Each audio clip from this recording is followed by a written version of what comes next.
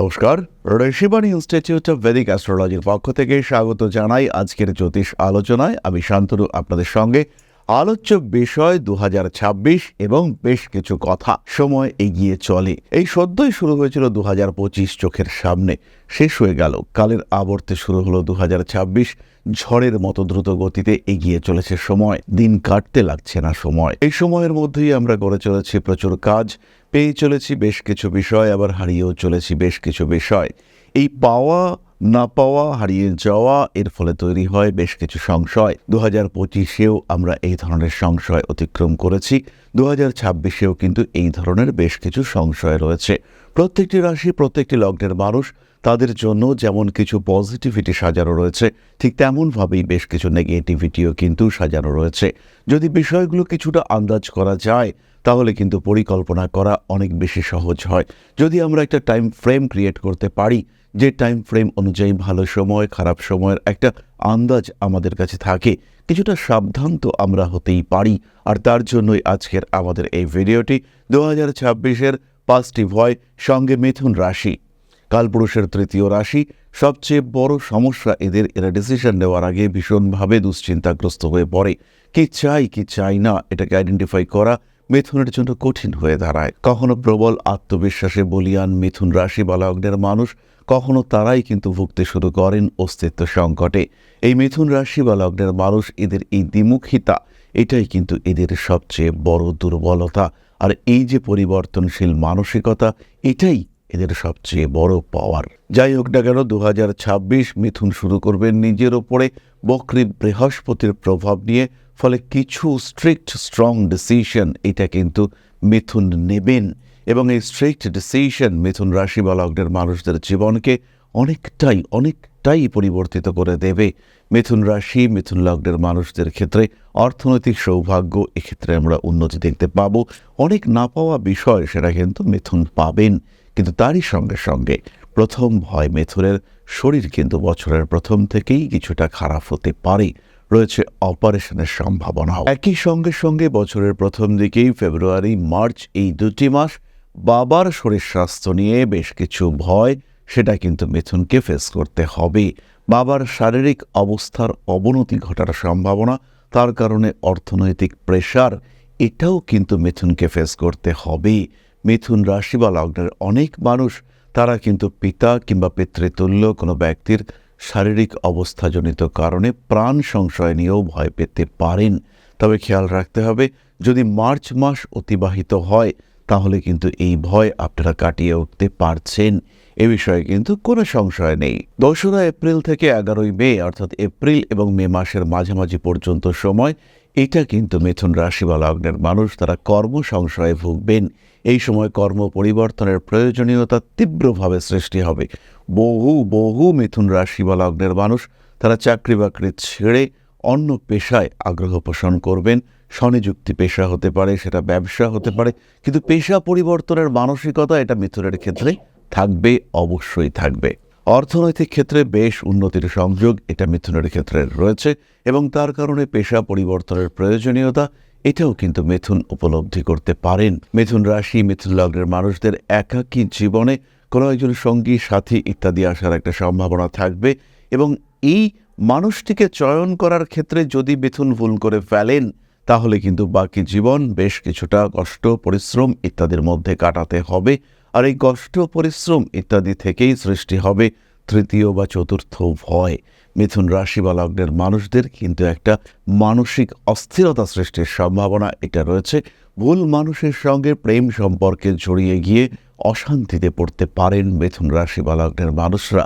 না পারছেন সেখান থেকে বেরিয়ে আসতে, না পারছেন সেই সম্পর্ককে ধরে রাখতে, এবং এই পরিস্থিতিগত জটিলতা, এটা কিন্তু আপনাকে ভীষণভাবে ডিস্টার্ব করতে পারে। মানসিক, কার্মিক, সামাজিক, পেশাগত, অর্থনৈতিক প্রত্যেকটি ক্ষেত্রে ডিস্টারবেন্স আসতে পারে। ভয় রয়েছে অর্থনৈতিক সঞ্চয়ের দিক থেকেও। নবমভাবে রাহুর উপস্থিতি মিথুনকে বেশ অস্থির করে তুলবে, এবং যতক্ষণ পর্যন্ত গুরুচণ্ডাল যোগ অ্যাক্টিভ থাকছে, অর্থাৎ 2রা জুন পর্যন্ত অর্থনৈতিক প্রতারণার শিকার হতে পারেন মিথুন রাশি বা লগ্নের মানুষরা। 2রা আগস্ট থেকে 18ই সেপ্টেম্বর পর্যন্ত রাহুর দৃষ্টি এটা কিন্তু মিথুন রাশির ওপরে থাকবে এবং মঙ্গল তিনি মিথুনেই অবস্থান করবেন। তাই এই সময় হঠাৎ বিপদের সম্ভাবনা এটা কিন্তু মিথুনের ক্ষেত্রে রয়েছে। শরীর স্বাস্থ্য খারাপ হওয়ার সংযোগও অবশ্যই দেখতে পাওয়া যায়। ধীরে ধীরে শরীরটা অবনতির দিকে এগোচ্ছে। কোনো অ্যাডিকশন, কোনো নেশা সেটা আপনাকে সমস্যাগ্রস্ত করে রাখছে, এটা আপনার ক্ষেত্রে ঘটতে পারে। শারীরিক মানসিক দিক থেকে বেশ কিছু অস্থিরতা সৃষ্টি হতে পারে এবং এই যে পারস্পরিক অশান্তি, অস্থিরতা, এর কারণে কিন্তু আপনার শরীর বেশ খারাপ হতে পারে। ঠিক এই একই সময় অর্থাৎ আগস্ট সেপ্টেম্বর এই দুটি মাস কিন্তু মিথুনের মধ্যে একটা অদ্ভুত প্রবল আত্মবিশ্বাস দেখতে পাওয়া যাবে এবং এই সময় মিথুন রাশি, মিথুন লগ্নের মানুষ তারা কিন্তু হঠকারী সিদ্ধান্তের শিকার হতে পারেন। প্রবল প্রতারণার সম্ভাবনা এই সময় কিন্তু রয়েছে। তাই বিজনেসে ইনভেস্ট করতে পারেন, কিন্তু খুব ভালো করে চিন্তাভাবনা করতে হবে ইনভেস্টমেন্টের আগে কোথায় ইনভেস্ট করছেন, কতটা ইনভেস্ট করছেন এবং ব্যবসার পুরো নিখুঁত হিসেব করেই কিন্তু আপনাকে নামতে হবে। অন্যথায় কিন্তু আপনি বেকায়দায় পড়বেন, সমস্যা আসবে জীবনে, বেশ ভালো রকম ঝামেলার মধ্যে জড়িয়ে যাওয়ার সম্ভাবনা সৃষ্টি হতে দেখতে পাওয়া যাবে। এবং বছরের একদম শেষে মিথুনের তৃতীয় মঙ্গল কেতু সমন্বয় সৃষ্টি হচ্ছে। নভেম্বর ডিসেম্বর এই সময় মঙ্গল কেতু সহাবস্থান আমরা দেখতে পাবো। এক্ষেত্রে কিন্তু অর্থনৈতিক সমস্যা, ভুল জায়গায় ইনভেস্ট করা, ট্রেডিং করতে অশান্তি, টাকা পয়সা আটকে যাওয়া, এই ধরনের সমস্যা দেখতে পাওয়া যাবে। আর যখন এই ধরনের সমস্যা আসবেই তখন কিন্তু ভালো রকম অস্থিরতা সৃষ্টি হতে দেখতে পাওয়া যাবে। মিথুন কিন্তু কনফিউজড হয়ে থাকবেন আর এই সময় মিথুনের প্রতারিত হওয়ার সম্ভাবনা সেটাও সৃষ্টি হতে দেখতে পাওয়া যাবে। ভুল সিদ্ধান্ত এটা মারাত্মক হয়ে উঠতে পারে। ব্যবসার ক্ষেত্রে ইনভেস্টমেন্ট, ইনফ্যাক্ট বিয়ের জন্য পাত্র বা পাত্রী সিলেকশনেও কিন্তু গণ্ডগোল করে ফেলতে পারেন। এমন কোনো মানুষকে বিয়ে করলেন যে মানুষটার সঙ্গে আপনার অ্যাটাচমেন্টে গণ্ডগোল রইল, যে মানুষটার সঙ্গে আপনার বিরাট দূরত্ব সৃষ্টি হলো এবং যে মানুষটাকে নিয়ে আপনি বেশ ভালো রকম সমস্যায় পড়লেন। কোনো একজন মানুষকে আপন করে নিলেন এবং সেই আপন করে নেওয়া মানুষটিকে নিয়ে আপনি ঝঞ্ঝাটে পড়লেন। এটা কিন্তু মিথুনের ক্ষেত্রে হতে পারে আর এটাই কিন্তু মিথুনের জন্য সবচেয়ে বড় ভয়দায়ক বিষয়। মিথুনের জন্য সবচেয়ে বড় জটিলতা এটাই যে মিথুনের জীবনে কিন্তু ভালো রকম অস্থিরতা আসতে পারে আপনার নেওয়া ভুল সিদ্ধান্তের কারণে। এটাই আমি বলবো 2026-এর সবচেয়ে বড় ভয়ের কারণ হতে চলেছে। সিলেকশন, চয়ন, এটাতে যদি মিথুন ভুল করে ফেলেন তাহলে কিন্তু অস্থিরতা অনেকটাই বাড়বে। ইনফ্যাক্ট মিথুন রাশি বা লগ্নের মানুষ তারা যদি ভাইয়ের সঙ্গে বা ভ্রাতৃতুল্য কোনো ব্যক্তির সঙ্গে ব্যবসা এগিয়ে নিয়ে যাওয়ার চেষ্টা করেন, সেখানেও কিন্তু সৃষ্টি হতে পারে সমস্যা, সেখানেও কিন্তু সৃষ্টি হতে পারে অস্থিরতা। সুতরাং মিথুন রাশি বা লগ্নের মানুষদের জন্য প্রচুর পজিটিভিটি থাকলেও বেশ কিছু নেগেটিভিটিও কিন্তু 2026-এ থাকছে। এবার আপনাকে কি করতে হবে সেটা হলো বিষয়। প্রথমে খেয়াল রাখুন নিজের জন্মকুণ্ডলীর উপর। এই বছর আপনাকে মূলত নিয়ন্ত্রণ করবে বৃহস্পতি, রাহু এবং শনি। মুখ্য নিয়ন্ত্রক এই গ্রহগুলি আপনার জন্মকুণ্ডলীতে কোথায় অবস্থিত এবং তাদের স্থিত নক্ষত্র, তারা কোন নক্ষত্রে অবস্থিত, তার সঙ্গে সেই নক্ষত্রের সঙ্গে বর্তমানে শনি, রাহু বা বৃহস্পতি কোন নক্ষত্রে রয়েছে, সেই নক্ষত্রগুলির সম্পর্ক কীরকম, এটা আপনাকে বুঝতে হবে। দশাংশ কুণ্ডলিতে শনি, বৃহস্পতি এবং রাহুর অবস্থান কোথায় সেটাও আপনাকে জানতে হবে এবং তার সঙ্গে সঙ্গে অ্যাজ এ ডেটোনেটর কাজ করবে মঙ্গল গ্রহ। তাই জন্ম কুণ্ডলিতে মঙ্গলের অবস্থান 2026-এ অত্যন্ত গুরুত্বপূর্ণ। তার মধ্যে যদি মঙ্গলের প্রত্যন্তর দশা উপস্থিত হয় সেই ক্ষেত্রটিও কিন্তু আপনাকে খেয়াল রাখতে হবে। কোন সময় মঙ্গলের প্রত্যন্তর দশা আসছে, সেই সময় মঙ্গল কোথায় অবস্থান করে রয়েছে। মঙ্গল কি দ্বাদশে বৃষ রাশিতে, তাহলে একরকম রেজাল্ট। আবার মঙ্গল যদি দ্বিতীয় অবস্থান করে তাহলে কিন্তু আরেক রকম রেজাল্ট পাবেন মিথুন রাশি বা লগ্নের মানুষরা।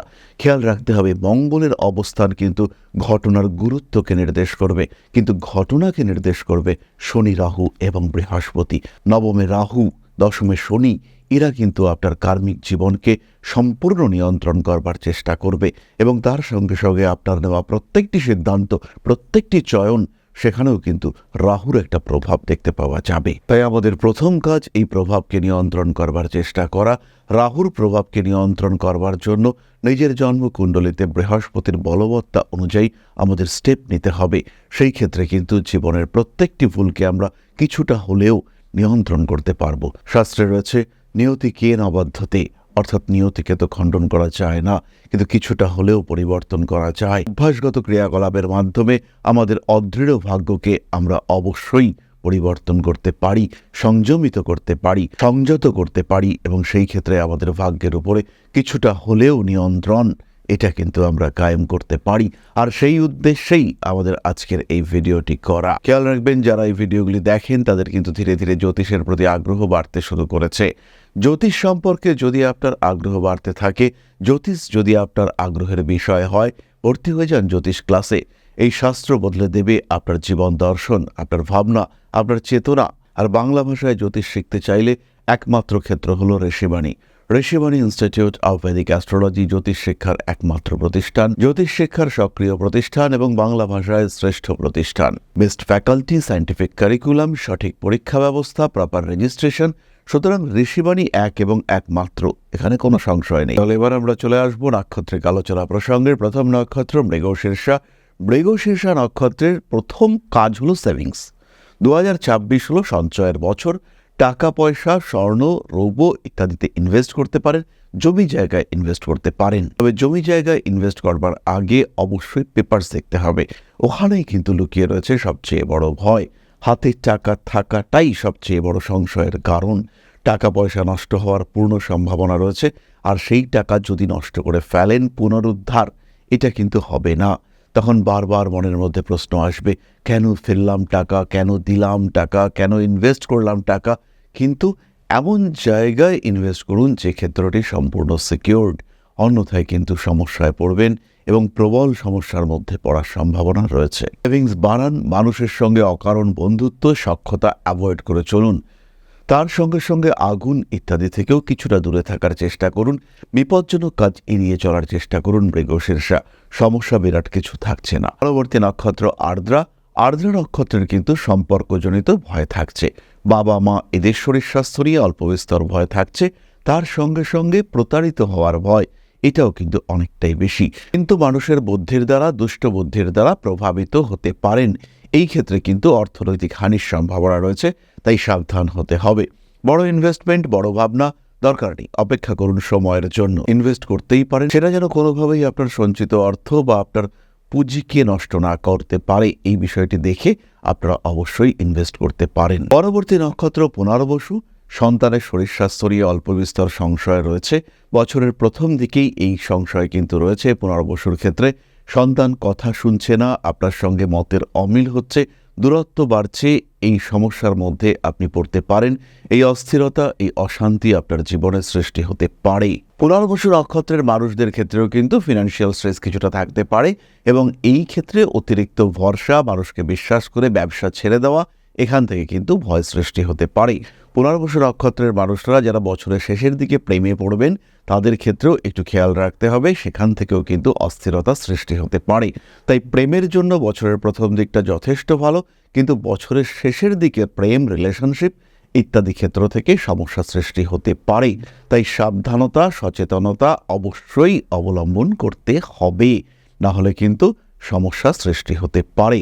অস্থিরতা অ্যাভয়েড করে চলার চেষ্টা অবশ্যই করা উচিত। তাহলে মিথুন রাশি এবং তার 3 নক্ষত্র, এই বছর কোন কোন দিক থেকে কিছু ভয়, কিছু সংশয় রয়েছে এবং স্পেশালি কোন সময়টা মিথুনের অস্থিরতার টাইম রয়েছে, সেটা একটু খেয়াল রাখতে হবে এবং রেখেই কিন্তু সিদ্ধান্ত গ্রহণ করতে হবে।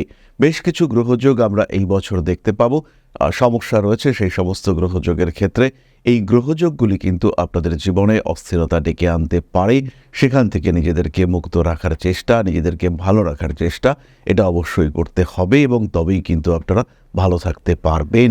সমস্যাগুলি অতিক্রম করবার জন্য আমাদের দরকার কিন্তু একটা প্রপার অ্যাস্ট্রোলজিক্যাল কনসালটেশন।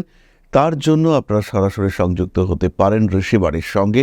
নিজের জীবন সম্পর্কেও জানতে চাইলে যুক্ত হতে পারেন আমাদের লাইভ প্রোগ্রামে। প্রত্যেক মঙ্গলবার সন্ধ্যাবেলা আমরা লাইভে থাকি এবং এই লাইভ অনুষ্ঠানে আপনি নিজের সম্পর্কে বিস্তারিত জানতে পারবেন। নিজের বাধা, বিপত্তি, সমস্যা ইত্যাদিও আপনি একটা সাধারণ ধারণা কিন্তু অবশ্যই প্রাপ্ত হবেন। এর সঙ্গে সঙ্গে যারা দৈনিক রাশিফল সম্পর্কে আরেকটু জানতে চান, তারা অবশ্যই আমাদের WhatsApp channel QR code scan করে সংযুক্ত হতে পারেন। তাছাড়া ডেসক্রিপশন বক্সে লিঙ্ক দেওয়া রয়েছে, সেখানেও সংযুক্ত হতে পারেন। আজকের আলোচনা এই পর্যন্তই। সবাই সুস্থ থাকুন, ভালো থাকুন। মা শ্রী শ্রী আদিশক্তির আশীর্বাদ বর্ষিত হোক আপনাদের উপর। সমৃদ্ধ, আরও সমৃদ্ধ হয়ে উঠুক আপনাদের প্রত্যেকের জীবন। জয় মা আদিশক্তি। নমস্কার।